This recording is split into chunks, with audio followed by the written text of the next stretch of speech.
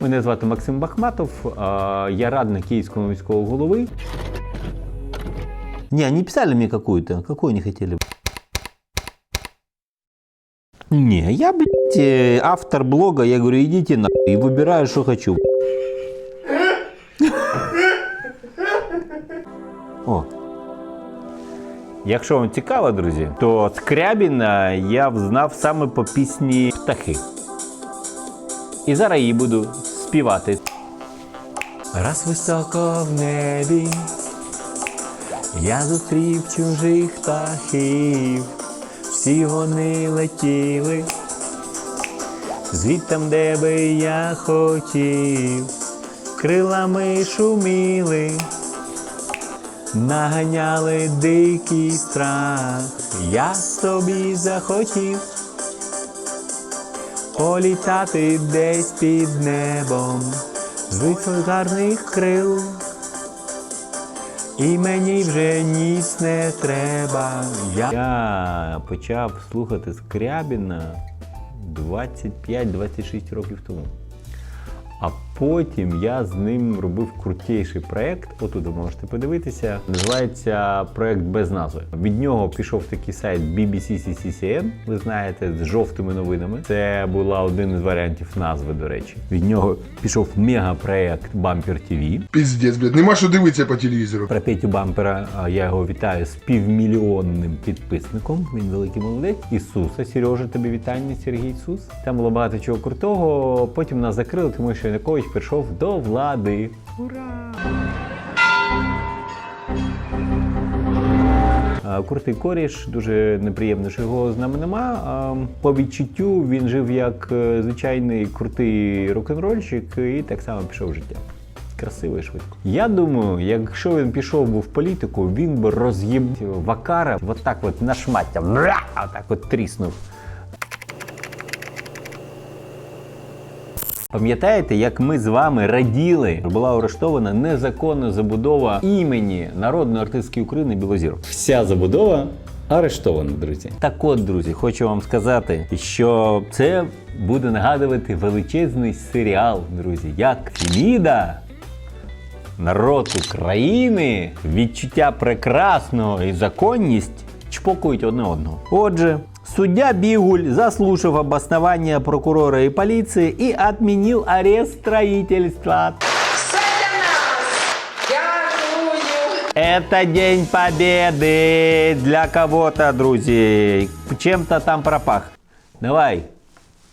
Проебал. У нас была ставка. Получил. По словам начальника...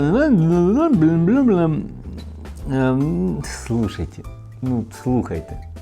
На будь-якій мові, я би не сказав, до речі, нічого не зміниться. От поки когось не спакують системно, не посадять в тюрму і так раз 300, от реально 300 разів треба посадити в тюрму. Хто дозволив будівництво, хто не зупинив будівництво, хто приїбав початок, хто не арештував, все. В Київській міській державній адміністрації депутатський корпус будь-якого рівня, прокурори, поліція, судді, СБУ. Дивіться, тут такі філософські, розумієте, історії. Ми з вами терпіли. Така нація, така відчуття таке. Тому що нам подобається, нам всім, мені, до речі, також вам подобається, тому що ми все це дозволяємо. Ми обираємо людей, що потім нам це нав'язують на різних рівнях, від місцевих депутатів рішал до будь-яких президентів за будь-які роки. Просто міняти не стане, таков закон України. Друзі, тут я хочу сказати, що місто, в принципі, відпрацювало нормально, ми отримали арешт, але потім десь хтось почав буксувати, може хтось з Києва, може хтось з поліції чи з прокуратури, і воно підвисло. Звичайно, друзі, як у сім'яні, як дитя без глазу, знаєте, такого, або у сім'яні, як 14 сісік. Тобто історія про те, що на боці незаконних забудовників мільйони доларів, що вони вкладають проект і потім хочуть отримати мільйони доларів плюс прибуток. Наприклад, я беру калькулятор і рахую вам, як це відбувається. це алгебра. Там вже 12 поверхів. Уявимо собі, що там буде, наприклад, 16 поверхів. Да? 16 поверхів. На кожному поверсі, наприклад, 10 квартир. Да? Ну, наприклад, 10 квартир, середня 60 метрів. 600 метрів, да? 16 множимо на 600. Ну це без всяких там технічних прочих херні, я тупо рахую, дуже тупо. 16 множимо на 600. Це 9600 метрів. 9600 метрів собівартість будівництва, ну воно там дуже неякісне. Це, от я навіть, це не антиреклама, реально люди, підійдьте, подивіться, там по-конченому будують, наспіх, некрасиво, фу. Там... Ще навкруги багато є забудівлі різної ступені законності, незаконності, там краще, до речі. Ну таке. Отже, уявимо собі, що вони будують, наприклад, по $100 метр. Це дуже-дуже дешево, це взагалі типа отвратно. Оце собівартість будівництва. 5 мільйонів 760 тисяч приблизно. 5 мільйонів 760 тисяч. Прибуток, от вони будуть продавати, ну зараз яма, то сьо, 5-10, ну я думаю, по $1200. Да?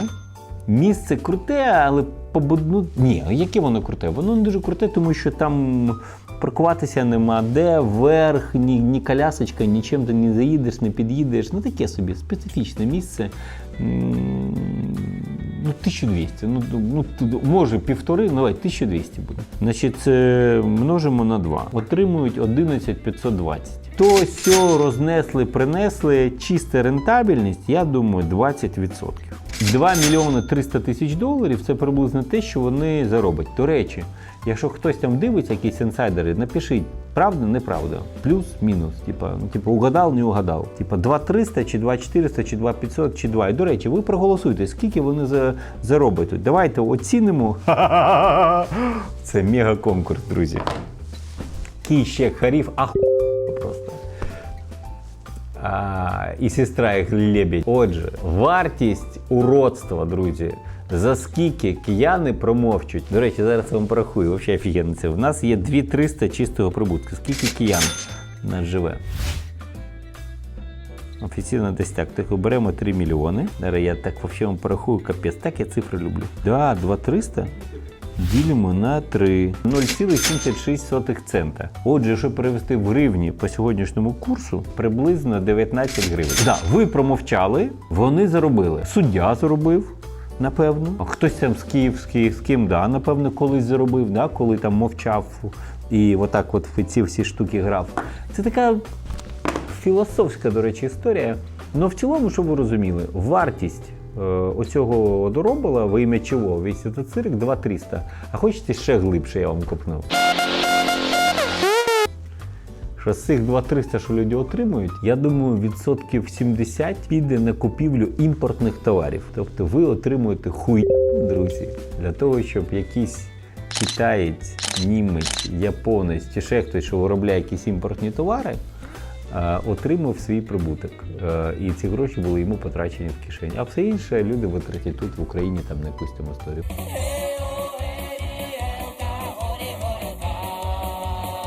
Якби ж вони інвестували класно, реінвестували, знаєте, це називається, до речі, амністія капіталу. Коли там крадуть люди, гроші, а потім ти їм кажеш, поверни гроші, інвестуй в Україну, я тобі нічого не зроблю. Це класно. Давай так, це погано, коли люди крадуть. Коли люди повертають гроші в Україну, це офігенно. А коли люди будують херню і за ці гроші купують ще імпорт, це як на шару хуйов насосатися. Сильное заявление.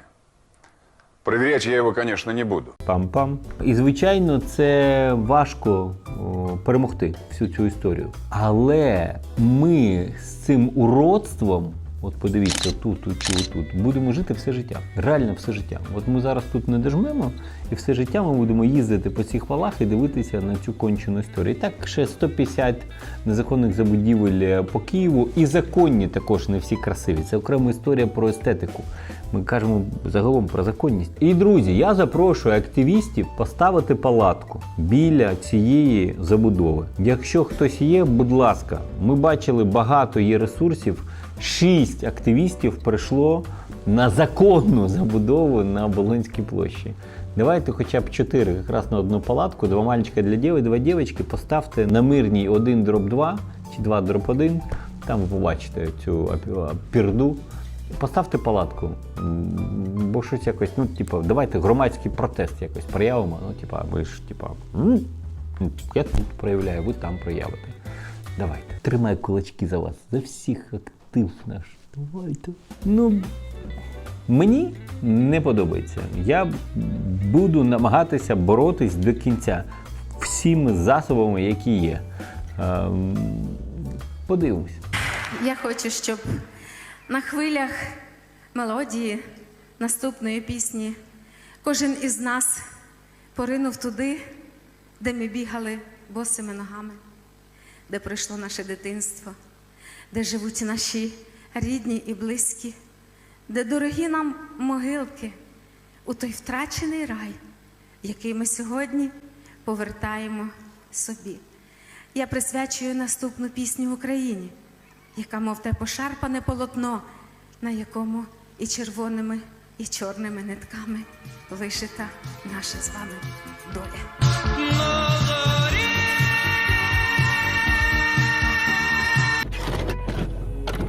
Друзі, мега-анонс. Ми починаємо нову рубрику інтелектуальних розмов, а не те, що тут зараз чули все. Це буде підкаст. Це приблизно 30-40 хвилин, година. Цікава розмова з цікавою людиною. Цієї середи буде перший випуск. Особливість підкасту в тому, що його можна не просто дивитись, а й слухати в автомобілі. Можна дати послухати дітям, як казочку на ніч, або як страшну казочку для дорослих. Вони розуміють, чому там може бути не все гарно, бо там будуть різні речі промовлятися з реальними крутими експертами. На цьому тижні ми провели велику віртуальну зустріч з представниками всієї пересувної торгівлі. Нагадаю вам, що в Києві приблизно 800 точок пересувної торгівлі, з них легальних 200-250, всі решта нелегальні. От ми хочемо зробити їх максимум 500, і щоб всі вони були легальні, всі платили гроші в бюджет міста. Ми провели таку зустріч, ми проговорювали знов меморандум, фінальну версію. У вівторок цей ми маємо його отримати для того, щоб проговорити правила фінальні і стартувати прозору співпрацю зі всіма пересувними точками міста Києва. Чиї мафи? Ти дебіл! Ти сидиш тут, пишеш вже 3 місяці і не знаєш різницю між мафом – мала архітектурна форма та пересувною торгівлею. Пересувна – це на колесиках, воно сунеться. А маф – це стаціонарна, красива, мала архітектурна форма. Наприклад, до речі, крематорій, скоріш за все, київський, видатний, це, скоріш за все, мала архітектурна форма. Ось тут буде картинка. І отут справа мав, як він розуміється, київськими сучасними урбаністами. Троєщинські урбаністи, бля. Отже, друзі, історія про Кирилівське озеро. Ми отримали минулого тижня скаргу, запит з приводу незаконної забудівлі частини Кирилівського озера і побудівлі там Вейковської бази. До речі, не саме погана забудівля, чесно хочу сказати. Але, друзі, вона виявилась незаконна. Забудівля ця незаконна, чи якісь там порушення є. Я запрошую громаду на дискусію з приводу того, чи потрібна там вейк-база, чи не потрібна, що потрібно, хто буде за це платити, хто буде контролювати, хто буде нести відповідальність за це все. На сьогоднішній день, дякуючи новому директору Плесо, будівництво зупинено, але я вважаю, що ми маємо це проговорити, якщо є бажання, якщо ні, там просто буде нічого. Друзі, навіщо це потрібно? Якщо є взагалі незаконний безпреділ, треш, угар або білозір, оце нам не потрібно. А якщо є щось цікаве, потенційне для розвитку району, регіону, туризму, спорту, наведення ладу в цій місцевості. І в принципі вейк-база, як я розумію, це не 20-поверхова херня, де буде там щось відбуватися. Це такі собі невеличкі мафи, але красиві, звичайно, де будуть відпочивати серфери, вейкери, бордери, будуть там пити каву, біру, пиво чи щось таке і кататися. Це красиво. Може бути корисно, але маємо це проговорити і робити все по закону. Порада радника. Я раджу вам задуматись про те, наскільки легально ви існуєте в Україні. скільки податків ви платите, чи купуєте ви легальний контент аудіо, чи купуєте ви легальний контент відео, чи підписані ви на якісь платні сервіси зі всією цією херньою, щоб унеможливити піратську всю історію і тим самим показати, наскільки ви особисто молодець. Я можу сказати про себе, що російські товари я перестав купувати в 2003 році. Я якось йшов по супермаркету, я не пам'ятаю де це був мегамаркет в цьому, на Горького. 3-4 рік.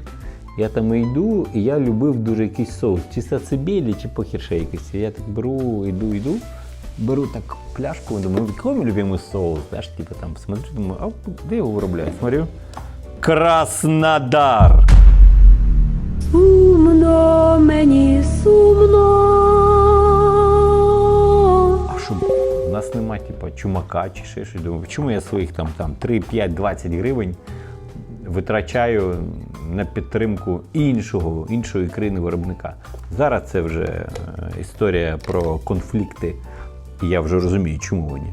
А тому так я щось малолітній пісюн, 25-літній зрозумівся, я думав, все, не буду купувати. І перестав купувати. Навіщо? Почав підтримувати виключно свого виробника. Це такий собі прояв здорового націоналізму, друзі. Оце подумайте також, це дуже важливо. Пока.